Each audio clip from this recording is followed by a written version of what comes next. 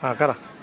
आज ज्ञानमाता माहिती अधिकार प्रशिक्षण केंद्र पुणेची टीम आग्रा या शहरात पोहोचलेली आहे आणि उत्तर प्रदेशमधील एक 7 आश्चर्यापैकी ताजमहल हे एक ठिकाण आहे. शहाजहान यांनी आपल्या पत्नीच्या स्मरणार्थ, मुमताजच्या स्मरणार्थ हा ताजमहल 1632 इसवी सन 1632 बांधण्यास सुरुवात केली होती आणि हा बांधण्यास 1653 इतका कालावधी म्हणजे 22 वर्ष पूर्ण लागलेले आहेत.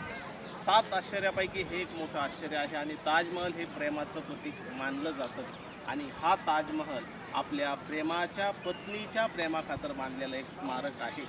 जगभरातून अनेक भाविक, अनेक पर्यटक या ठिकाणी भेट देतात आणि या ताजमहलाची पाहणी करतात. यमुना नदीच्या किनारी हा ताजमहल बांधलेला आहे आणि हा ताजमहल चारही बाजूनी दिसण्यास सारखाच आहे आणि नक्कीच आपण या पर्यटन स्थळाला भेट द्या आणि हे जे 7वं जगातील आश्चर्य आहे याची आपण पाहणी करा. धन्यवाद.